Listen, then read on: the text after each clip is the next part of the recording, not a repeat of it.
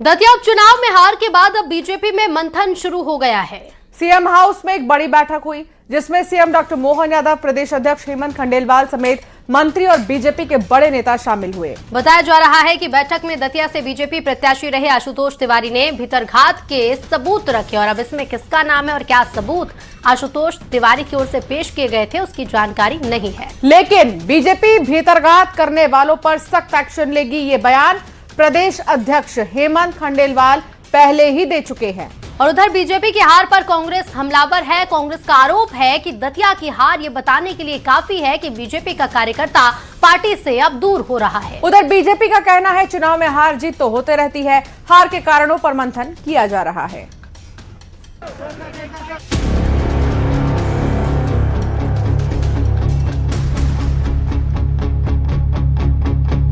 दतिया उपचुनाव के बाद अब बीजेपी में हार को लेकर मंथन शुरू हो गया है। सीएम हाउस में एक बड़ी समीक्षा बैठक हुई जिसमें सीएम डॉक्टर मोहन यादव, कई मंत्री और बीजेपी के बड़े नेता मौजूद रहे। इस बैठक में बीजेपी प्रत्याशी आशुतोष तिवारी भी मौजूद रहे। बताया जा रहा है कि आशुतोष तिवारी ने भीतरघात को लेकर बैठक में सबूत रखे हैं। बताया ये भी जा रहा है कि आशुतोष तिवारी भी अंदर मौजूद हैं और वो पूरे सबूत लेकर पहुंचे हैं कि कहां पर उनके साथ धोखा हुआ है, किन लोगों ने धोखा किया है और अगर वो सबूत सही पाए जाते हैं समीक्षा बैठक के बाद तो एक्शन लिया जाएगा। ये एक गाड़ी और बाहर निकल रही है। ऐसी पिछले 1.5 घंटे से बैठक चल रही थी और तमाम मंत्री, 8 से ज्यादा मंत्री जो है भरत सिंह कुशवाहा भी थे। भीतरघात को लेकर बीजेपी प्रदेश अध्यक्ष हेमंत खंडेलवाल पहले ही साफ कर चुके हैं, जो भी नेता और कार्यकर्ता इसमें शामिल होगा उस पर सख्त एक्शन लिया जाएगा।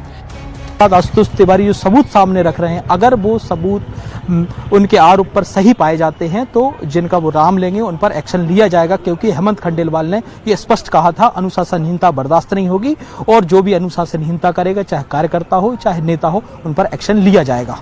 दतिया उपचुनाव में बीजेपी की हार के बाद से कांग्रेस की ओर से लगातार हमला बोला जा रहा है। कांग्रेस का कहना है कि बीजेपी का जनाधार अब खत्म हो रहा है। बीजेपी ने बड़े नेताओं को दरकिनार कर दिया है।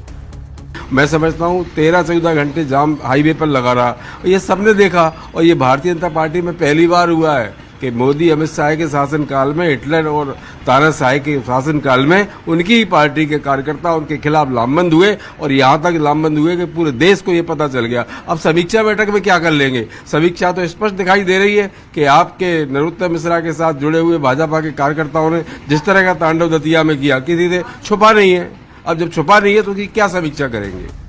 उधर बीजेपी का कहना है कि उपचुनाव में हार ज्यादा मायने नहीं रखती, फिर भी बीजेपी नेतृत्व इस पर समीक्षा कर रहा है। जो भी कारण होंगे उस पर मंथन किया जाएगा। मैंने आपको कहा है कि हम इसकी समीक्षा करेंगे और समीक्षा के जो भी निष्कर्ष निकलेंगे उसके अनुसार भारतीय जनता पार्टी कार्रवाई करेगी।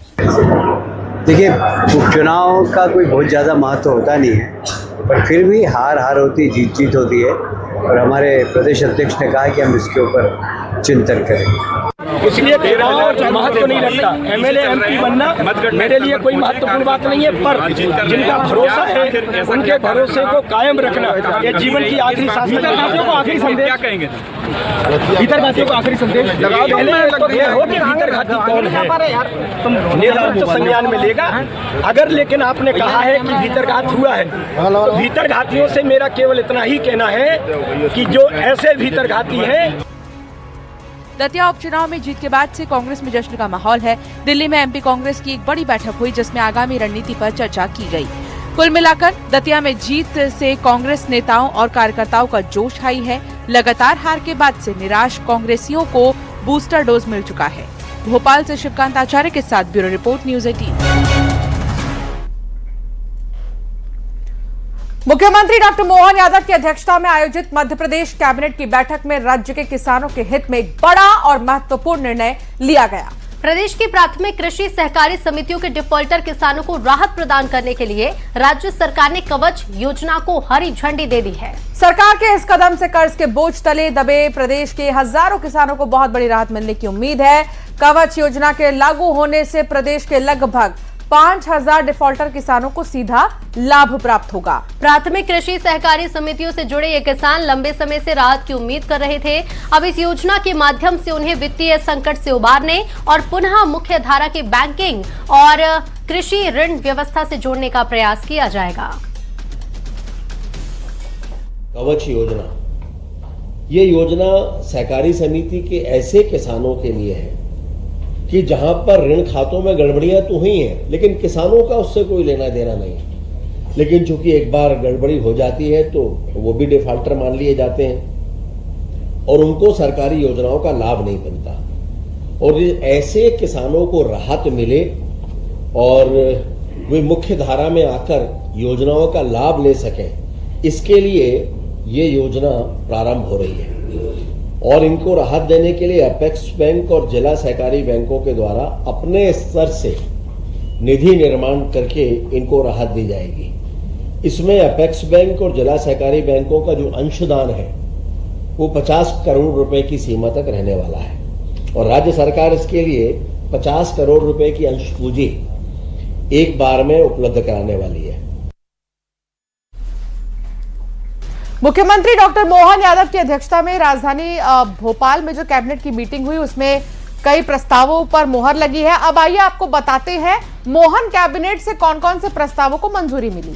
तो मध्य प्रदेश में एआई पर बेस्ड मिशन बुनियाद की शुरुआत की जाएगी। आज कैबिनेट ने ये फैसला लिया है। प्रदेश के 8 जिलों में मिशन की शुरुआत होगी। मध्य प्रदेश में 60 नए सांदीपनी स्कूलों की मंजूरी भी आज कैबिनेट से मिल गई है। इसके लिए सांदीपनी स्कूलों पर 25,000 करोड़ रुपए खर्च होंगे। छिंदवाड़ा से मुख्यमंत्री डॉक्टर मोहन यादव जन विश्वास अभियान की शुरुआत करेंगे, जिसके तहत मंत्री अपने अपने जिलों में जनता से संवाद भी करेंगे। 9 से 17 अगस्त तक हर घर तिरंगा अभियान चलेगा। डिफॉल्टर किसानों के लिए 1099 करोड़ रुपए आज कैबिनेट से मंजूर हुए हैं। स्वास्थ्य और खेल के लिए 2,407 करोड़ रुपए मंजूर किए गए हैं और जबलपुर यूनिवर्सिटी में नए पदों को कैबिनेट से मंजूरी मिली है। एआई पर केंद्रित मिशन बुनियाद, इसका भी शुभारंभ हुआ है। ये प्रदेश के 8 जिलों के 500 शासकीय स्कूलों में चलाया जाने वाला है, जिसमें कक्षा 8वीं से लेकर 11वीं तक एआई एनेबल्ड शिक्षा का शुभारंभ होगा। मतलब हो गया, चलाया जाएगा अभी।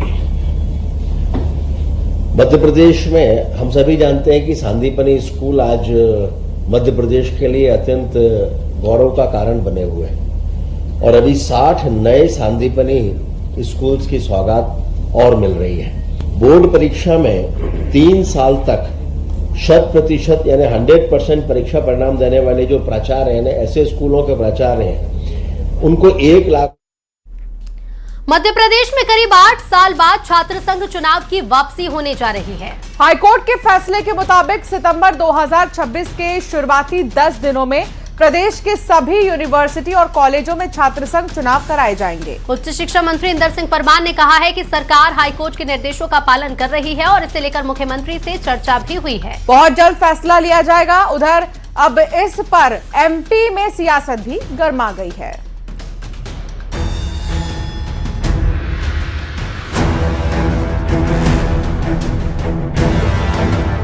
एमपी में 8 साल बाद छात्र संघ चुनाव का रास्ता साफ हो गया है। 2017 के बाद से एमपी में छात्र संघ चुनाव नहीं हुए हैं। अब हाई कोर्ट की सख्ती के बाद राज्य सरकार ने कोर्ट को बताया कि 2026 और 27 के शैक्षणिक सत्र में सितंबर में छात्र संघ चुनाव कराए जाएंगे। छात्र संघ चुनाव को लेकर उच्च शिक्षा मंत्री इंदर सिंह परमार ने कहा है कि सरकार हाई कोर्ट के निर्देशों का पालन कर रही है। इसको लेकर मुख्यमंत्री जी से चर्चा हुई है और जल्द फैसला लिया जाएगा। छात्र संघ चुनाव के संबंध में माननीय न्यायालय ने कुछ निर्देश दिए। हमारे विभाग उनका परीक्षण कर रहा है। हम जल्दी उस पर माननीय मुख्यमंत्री जी से चर्चा हुई है, जल्दी निर्णय करेंगे। सर, होना चाहिए कि चुनाव होना चाहिए आपके हिसाब से? चुनाव हम पूरा न्यायालय के निर्देशों का पालन करेंगे। छात्र संघ चुनाव को लेकर चर्चा शुरू हो गई है। बताया जा रहा है कि सितंबर महीने के शुरुआती 10 दिनों में छात्र संघ चुनाव कराए जा सकते हैं। हालांकि अभी तारीखों का ऐलान नहीं हुआ है, लेकिन जल्द ही राज्य सरकार तारीखों का ऐलान कर सकती है। उधर कांग्रेस ने निशाना साधते हुए कहा कि प्रदेश सरकार को चुनाव कराने के लिए जल्दी नोटिफिकेशन जारी करना चाहिए और प्रत्यक्ष प्रणाली से ही छात्र संघ चुनाव होने चाहिए। भारतीय जनता पार्टी सदैव लोकतांत्रिक प्रक्रिया और लोकतांत्रिक प्रक्रिया में छात्रों की भागीदारी का सम्मान और स्वागत करती है। भारतीय जनता पार्टी के नेता छात्र राजनीति से निकल के बाहर आए हैं। प्रदेश के मुख्यमंत्री डॉक्टर मोहन यादव भी छात्र राजनीति से प्रदेश के मुख्यमंत्री तक के पद पर पहुंचे। कांग्रेस जैसी पार्टियां जहां केवल परिवारवाद को प्राथमिकता दी जाती है, वो छात्र राजनीति से दूर भागते हैं। जिस तरह के निर्देश न्यायालय द्वारा दिए गए हैं, उनका अक्षरशः पालन किया जाएगा। भाजपा सरकार को जल्द ही छात्र संघ चुनाव का नोटिफिकेशन जारी करना चाहिए और वो भी प्रत्यक्ष प्रणाली से चुनाव कराने चाहिए। एक पीढ़ी बच्चों की ये सरकार बर्बाद कर चुकी है, नई लीडरशिप जनरेट नहीं होने दी, लेकिन जैनजी और हमारे एनएसयूआई के सभी कार्यकर्ताओं की मेहनत और याचिकाकर्ता की मेहनत के बाद आज जिस तरीके से ये चुनाव को हाई कोर्ट ने बोला है कराने को, सरकार को तत्काल इसका नोटिफिकेशन जारी करना चाहिए।